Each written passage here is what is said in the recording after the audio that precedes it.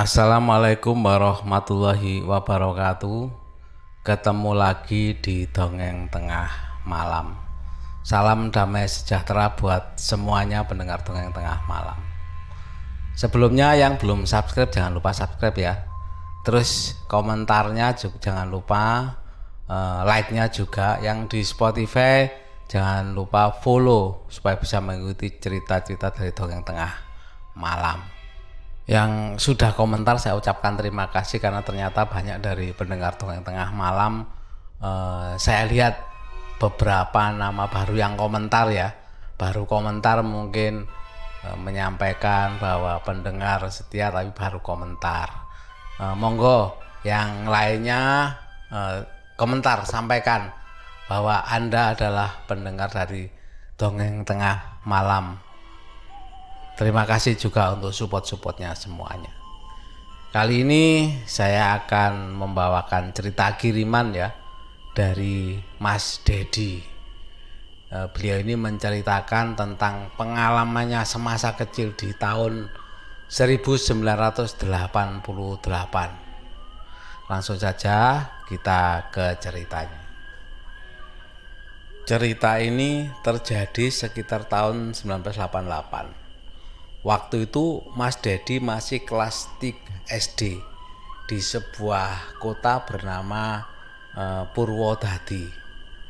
Waktu itu ya Mas Dedi itu masih bersama orang tuanya, itu tinggal di tempat kos-kosan yang model kos-kosannya itu berupa rumah. Karena memang itu kos-kosan keluarga.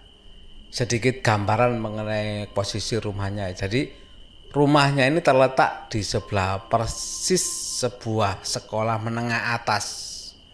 Rumahnya itu sangat besar sekali menurut Mas Dedi waktu itu. Jadi rumahnya terbagi beberapa ruang yang luas. Sedikit gambaran lagi ya. Ketika masuk ke rumah tersebut akan menemui halaman yang luas dengan ditumbuhi pohon-pohon mangga yang besar. Di sudut halaman itu ada kandang monyet yang besar sekali. Ya berisi sekitar 4-5 monyet lah waktu itu. Terus setelah masuk lagi ke dalam, itu ada tempat parkir motor. Terus ada sumur pompa, dan di seberangnya itu ada kolam ikan yang lumayan cukup gede. Jadi lokasi kos orang tuanya Mas Dedi ini tempatnya ada di bagian belakang rumah tersebut. Ada sekitar 4 kamar ya yang dijadikan sebagai tempat kos itu. Jadi di kosan situ itu rata-rata sudah berkeluarga semua. Oh ya, ada kelewatan. Di bagian depan dekat halaman sebenarnya itu ada ruangan yang besar juga. Ada kamar tidur plus kamar mandi juga, plus ada ruang tamu juga yang lumayan besar lah. Tapi di bagian ini tidak ada yang menempati. Nggak tahu kenapa ruangan ini kok justru kosong. Padahal kalau dilihat tempatnya itu jauh lebih bagus dari kamar-kamar kos yang lain atau tempat-tempat yang dikoskan yang lain. Sedangkan untuk penjaga kos-kosan ini itu berada di tengah bangunan antara ruang besar depan dan kos-kosan yang ada di bagian belakang. Dia itu menempati bersama 3 orang anaknya yang penjaga kos-kosan ini. Kembali ke lokasi kos yang ditempati orang tua Mas Dedi ini ya. Bagian belakang sendiri itu adalah tanah kosong yang dibatasi dengan dinding yang cukup tinggi. Di ujungnya itu ada sebuah gudang. Nah, di balik dinding pembatas itu langsung berbatasan dengan area persawahan yang cukup luas. Waktu itu kan tahun 88 ya. Jadi kota yang ditinggali Mas Dedi waktu itu belum sepadat sekarang lah. Kalau ya perbandingan kalau sekarang pastilah jauh lebih padat ya. Itu kan berapa puluh tahun yang lalu. Memang tempatnya ini luas dan besar ya untuk ukuran rumah. Jika ada yang tahu lokasi rumah ini mungkin paham lah, mungkin ada yang tinggal di kota itu ya semasa tahun segitu. Dulu di depan rumah ini itu masih ada rel kereta api yang masih aktif. Itu yang menuju ke kawasan Simpang 5 Purwodadi. Nah, langsung ke ceritanya ya. Jadi cerita ini bermula ketika waktu malam. Waktu itu seingat Mas Dedi ya, itu belum terlalu malam banget sebenarnya. Karena Mas Dedi masih ingat waktu itu mereka itu habis nonton Dunia Dalam Berita di TVRI. Jadi masa itu ya TV itu kalau jam 9 itu biasanya acara Dunia Dalam Berita kalau yang hidup di masa-masa itu ya. Setelah habis menonton acara tersebut, sebenarnya keluarga Mas Dedi ini berniat untuk tidur. Tapi ketika Mas Dedi dan orang tuanya ini akan mulai rebahan ya, kan bersiap-siap sudah tidur ya. Tiba-tiba pintu kosnya orang tuanya Mas Dedi ini ada yang mengetok.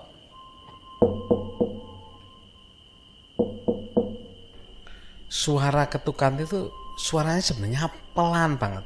Tapi terdengar begitu jelas karena kan memang malam ya. Suasananya waktu itu hening banget.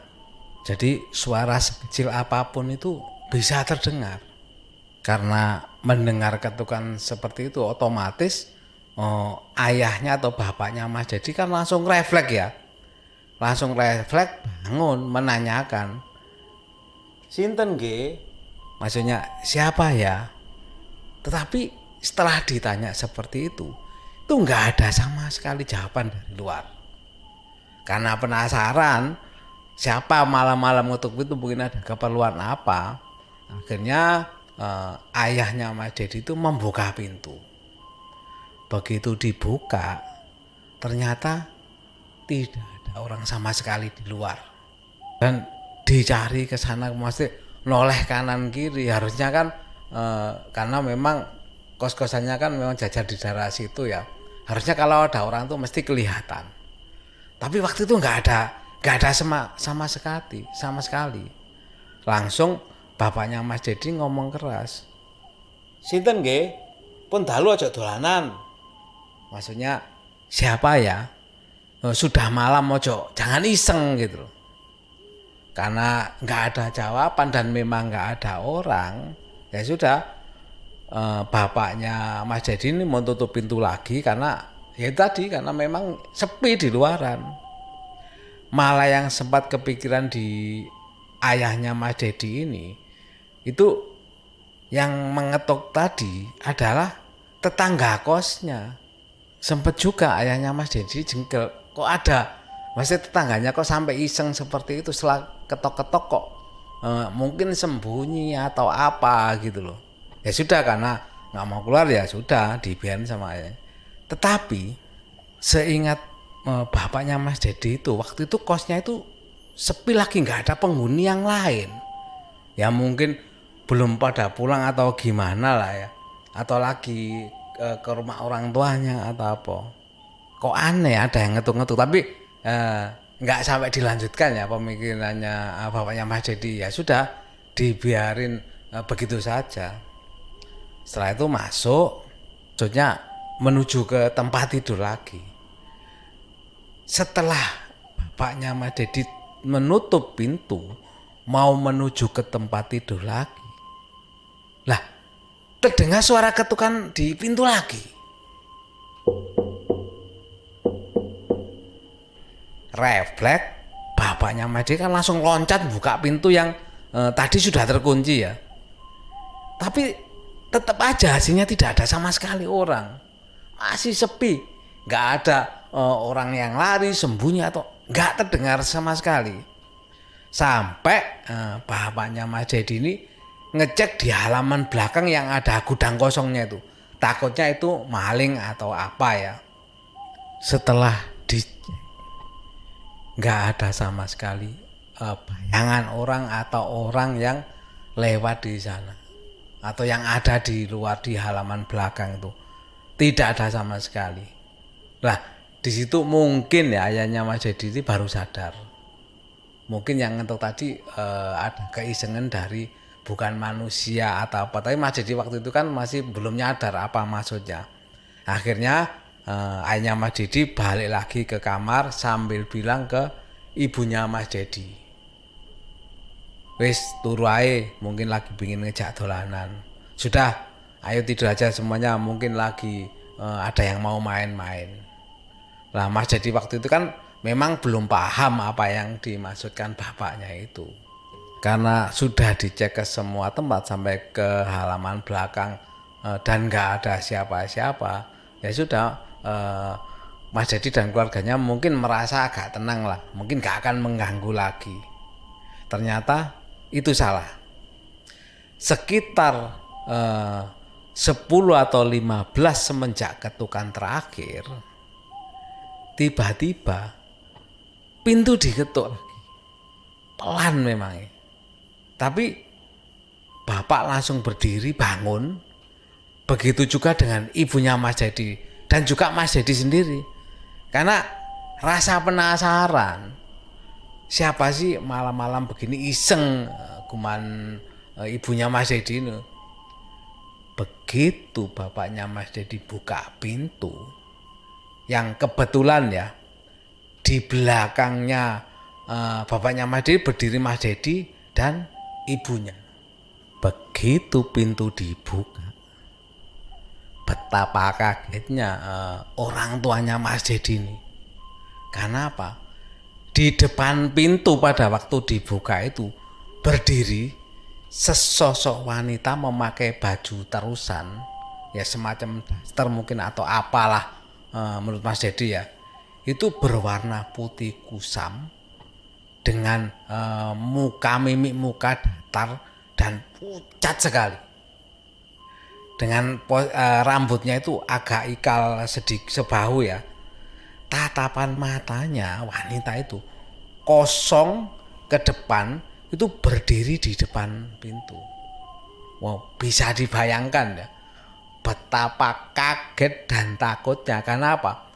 Sosok itu bukan masih nggak pernah lihat. Kalau memang manusia kan mesti pernah lihat lah orang tuanya Mas Dedi ya, atau dan ini bener-bener bukan orang yang dikenal.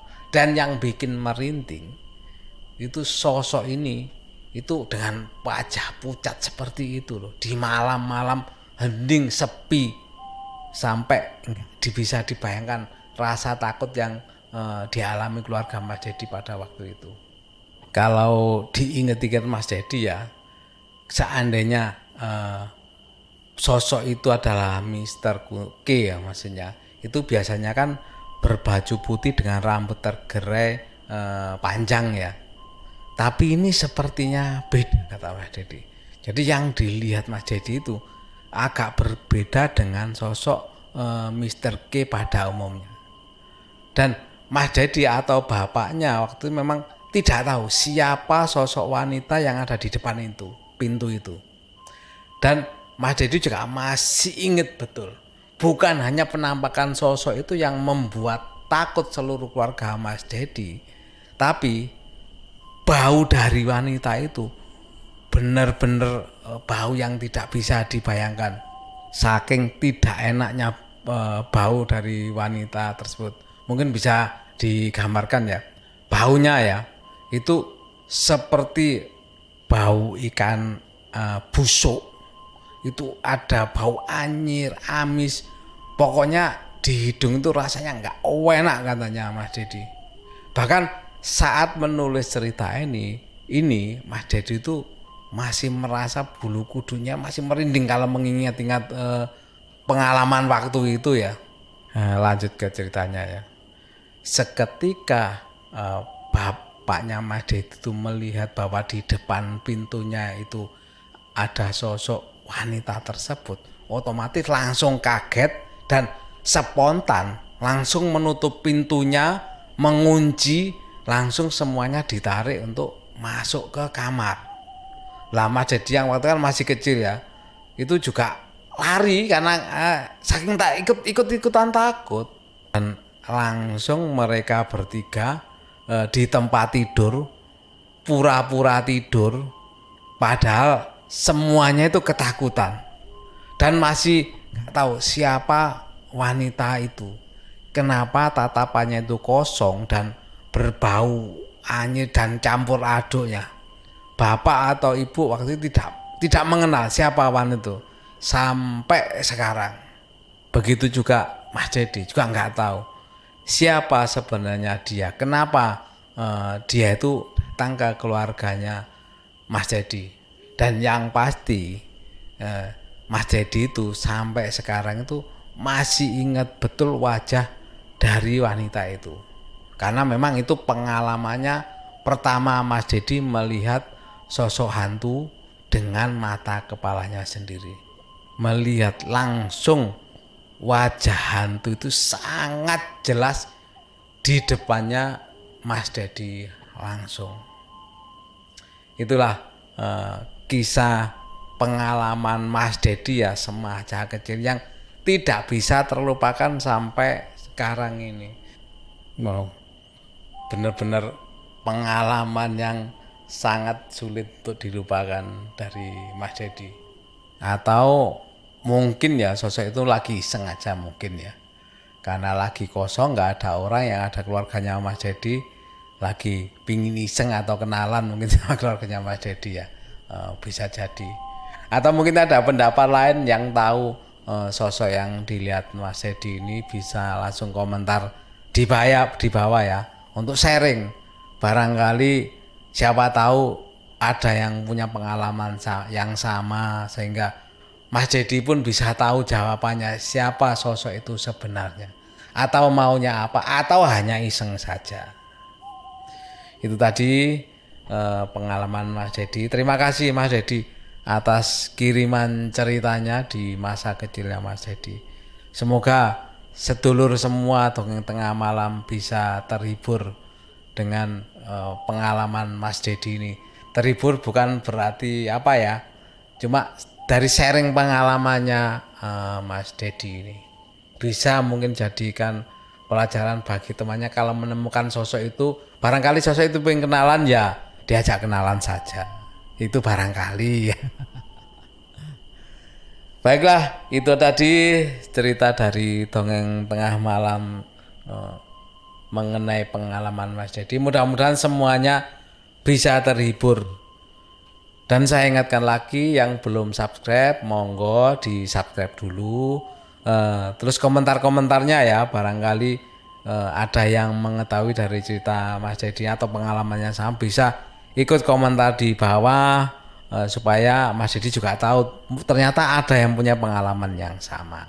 Untuk yang di Spotify jangan lupa follow supaya bisa mendengar cerita-cerita terbaru lagi dari Dongeng Tengah Malam. Itu tadi, terima kasih telah mendengarkan Dongeng Tengah Malam dan saya akhiri. Wassalamualaikum warahmatullahi wabarakatuh.